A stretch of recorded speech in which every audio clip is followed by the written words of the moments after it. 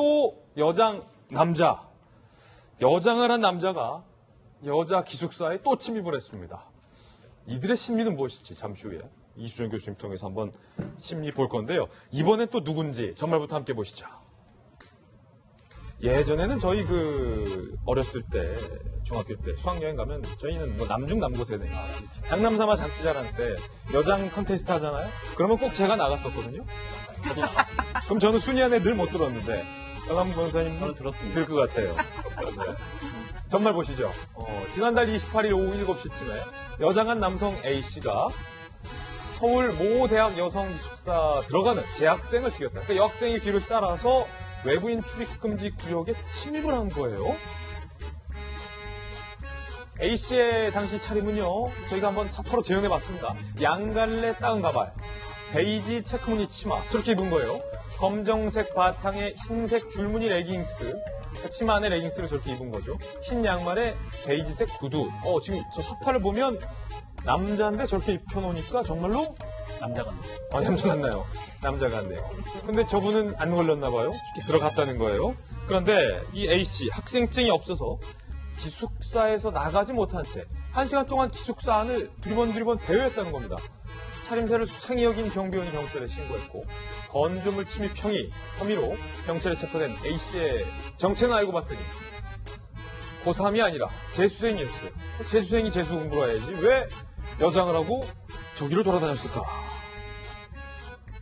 대학교를요. 목격자들의 이야기 들어보시죠.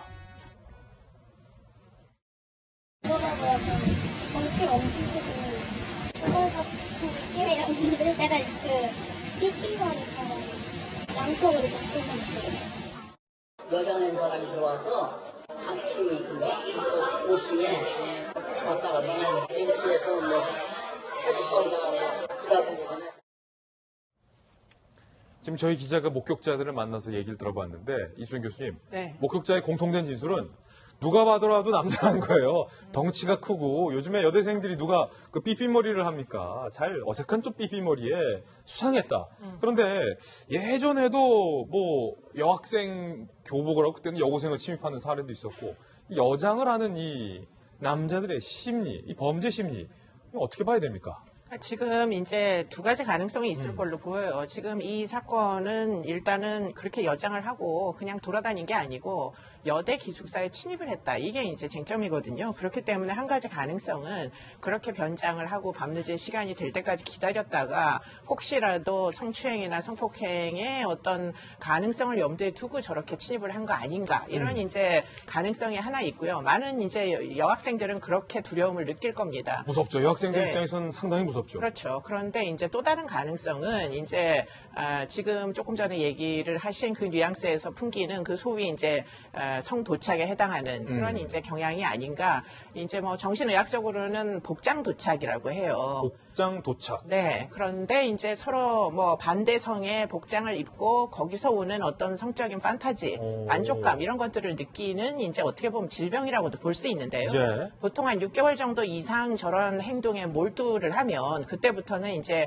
치료가 필요하다. 이렇게 이제 볼 수밖에 없는 상태가 되는데 문제는 현재 이제 치료감호법에 보면 정신성적 장애자를 치료를 하게 만들어 놨어요. 그렇기 예. 때문에 요번에 이제 그 금고형 이상이었던 치료감호법을 벌금형 이상으로 변경을 하거든요. 그렇게 되면 지금 이 사람 같은 경우에는 아주 사소한 이제 침입범죄를 저질렀지만 그러나 지금 치료감호법을 함께 적용을 하면 이게 치료도 강제할 수가 있는 여지가 있어요. 그렇기 그렇군요. 때문에 이런 부분에 대해서 좀 아주 사소한 일이긴 하나 감정도 좀 보내고 그래서 진짜 이 사람이 이렇게까지 행동하는 이제 근저에 깔린 동기를 좀 확인할 필요는 있어 보입니다. 예, 이 재수생의 범행 이유에 대해서 경찰 조사에서 호기심 때문이다 라고 답변을 했습니다. 경찰의 이야기 한번 들어보시죠.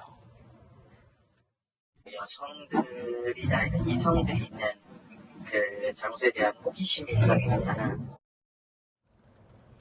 그런데 올해 1월 24일에 저희가 보도해드렸던 내용 중에는 여학생 교복이 좋아서 새벽에 여고생 교복을 입고 여고에 침입했던 30대 남성의 이야기도 한번 저희가 보도해드린 적이 있습니다. 그때 당시의 CCTV도 함께 보시죠. 아, 저는 이거 보다 깜짝 놀랐잖아요. 새벽에 갑자기 귀신인 줄 알고. 머리가 긴 이렇게 보세요.